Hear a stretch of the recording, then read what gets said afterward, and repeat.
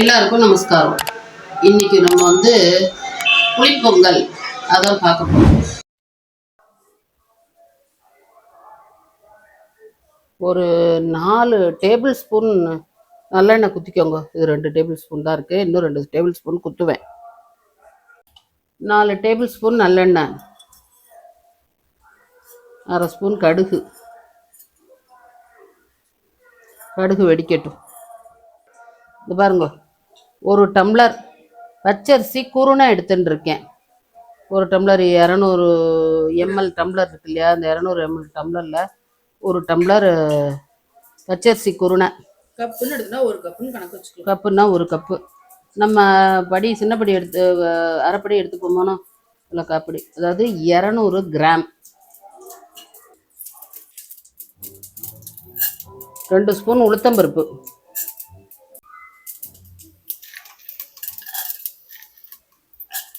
3 spoon கடலைப்பருப்பு. இந்த இடத்துல கட்டி பெருங்காயம் போட்டுக்கோங்க. நான் தூள் பெருங்காயம் போட்டிருக்கேன், ஒரு 1/2 ஸ்பூன். குட்டி ஸ்பூனால் தான் போட்டுருக்கேன், கடைசியில் உங்களுக்கு ஸ்பூன் காட்டுறேன். அதுக்கப்புறம் 2 மிளகா வத்தல்,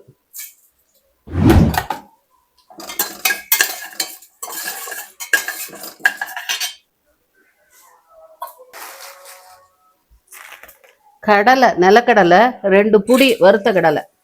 பச்சை கடலை வேணாலும் போட்டு இந்த இடத்துல நீங்கள் வறுத்துக்கலாம். நான் வறுத்த கடலை போட்டிருக்கேன்.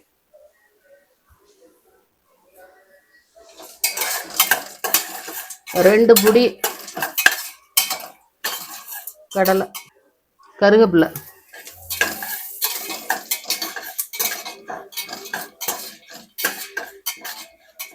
மூணு டம்ளர் புளிஜலம்,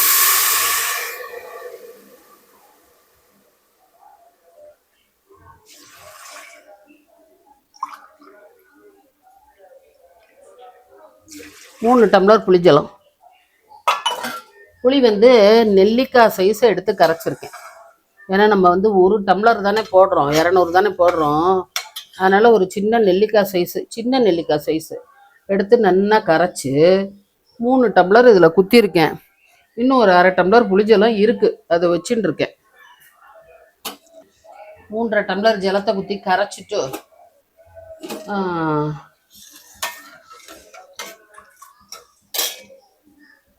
அதில் 3 டம்ளர் குத்திட்டேன். 1/2 டம்ளர் புளிஜலம் வச்சுட்டு இருக்கேன்.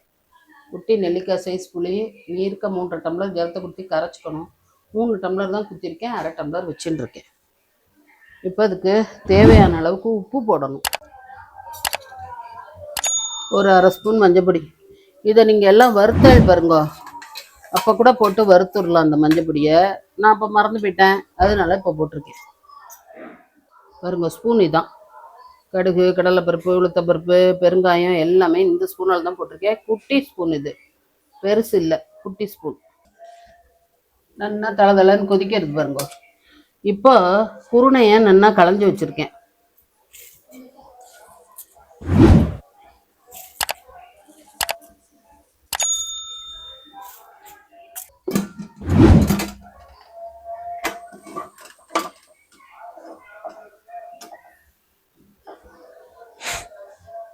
எத்தனை விசில் விடணும்? இதுக்கு 2 விடலாம், குருணை தானே, டக்குன்னு வெந்துடும். 4 விசிலாம் விட்டு நல்லா குழம்பு பண்ணா அப்படியே விட்டுக்கலாம். ஆனால் குக்கர் பிடிச்சி போயிடுச்சுன்னா என்ன செய்யறது, அது எனக்கு பயமா இருக்கும். அதிகபட்சம் 3 வரைக்கும் விட்டுக்கலாம். நம்ம தனியாக பாத்திரத்தில் வச்சா விடலாம், 3 வரைக்கும் வச்சுக்கலாம். அதாவது ஆராய்ச்சி பண்ணி அரிசியில் இப்படி விதவிதமான டிஃபன்கள் கண்டுபிடிச்சிருக்காங்க. இது கிட்டத்தட்ட புளியோதரை மாதிரி தான் இருக்கும். அதுக்குள்ள இன்க்ரீடியன்ஸ் தானே எல்லாமே. ஆனால் அது என்ன, புளியோதரைங்கும்போது உதிராக இருக்கும். புளிக்காய்ச்சலை பண்ணி வச்சுன்னு கலருவோம். இது கொஞ்சம் கூழாக இருக்கும். புளி பொங்கல் அப்படிங்கிறது ஒரு 3 சவுண்டு வரைக்கும் விட்டுப்போம். நம்ம 3 சவுண்டில் ஆஃப் பண்ணுவோம். ஆஃப் பண்ணி எப்படி இருக்குன்னு இந்த பாருங்க, 3 விசில் விட்டு எடுத்துருக்கு, குக்கர் ஆகிடுத்து. இப்போ நம்ம இதில் ஒரு 1/4 டீஸ்பூன் வெந்தயப்பொடி போடுறோம். அதான் உங்களுக்கு சொன்னேன் பாருங்க, புளிக்காய்ச்சலோட மாடல் தான். வெந்தயப்பொடி நல்லா கமமன் வாசனையாக இருக்குது அப்படின்னு சொல்லிட்டு நிறைய போட்டெல்லாம் கசந்து போயிடும். கொஞ்சோண்டு தான், 2 சிம்டா தான் போடலாம். சரி, எனக்கு ஒரு டவுட். ம். எப்ப நம்ம எது பண்ணாலும் இந்த கருவேப்பிலை மட்டும் ஏன் தனியாவே பிரிச்சு வைக்கிறீங்க? அது அப்படிதான் பெரிய பெரிய இலையா இருக்கணும். ஒரு கால் நல்லா தளரா இருந்தால் அதோட சேர்ந்துக்கும். வரும். புளிப்பொங்கல் ரெடி.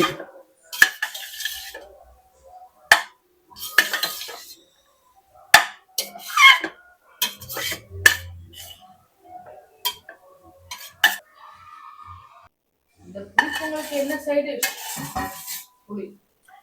பொதுவாக இதுக்கு தயிர் பச்சடி தொட்டுப்பாம்மா. தேங்காய் தயிர் பச்சடி, தக்காளி தயிர் பச்சடி, வெள்ளரி பிஞ்சு, இந்த மாதிரி தயிர் பச்சடி தொட்டுப்பா. தாங்கரம்மா பச்சடி நான் வீடியோ போட்டேன். இவ எப்போ போடுவோம் உங்களுக்குன்னு எனக்கு தெரியல. மாமி டாங்கர் பச்சடி போடுங்கோ அப்படின்னு சொல்லிடாதீங்க, ஏன்னா நான் போட்டாச்சு. அது யூடியூப்ல என்னைக்கு வரும்னு தெரியாது. டாங்கர் பச்சடி கூட தஞ்சாவூர் ஸ்பெஷல் தான் அது. அது தொட்டுப்பா. அப்படியே தயிர் பச்சடிகள் தொட்டுப்பா. உங்களுக்கு வேணும்னா நீங்கள் புளியோதரைக்கு என்னெல்லாம் தொட்டுக்கலாம் அதெல்லாம் தொட்டுக்கலாம். சிப்ஸு, உருளைக்கிழங்கு கருமேது, வெண்டைக்காய் கருமேது, இது நம்ம யார், பீமனோட பையன் பேர் என்னம்மா,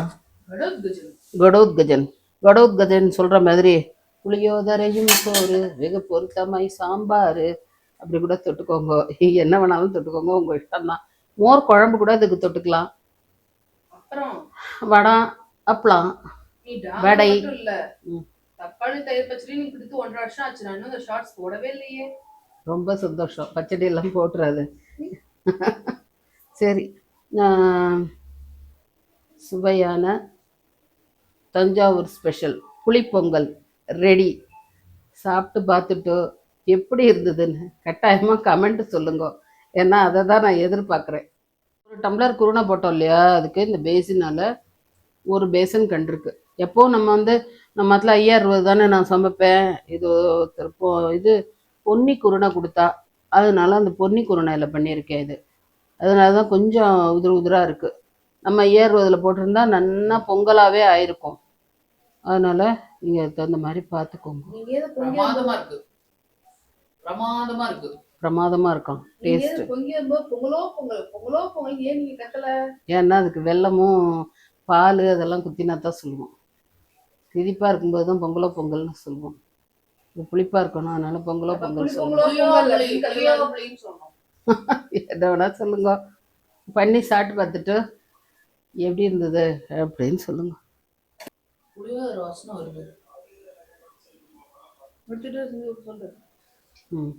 கமெண்ட்டுகளை எதிர்பார்க்குறேன். கமெண்ட் போடுங்க. அடுத்த வீடியோவில் சந்திப்போம்.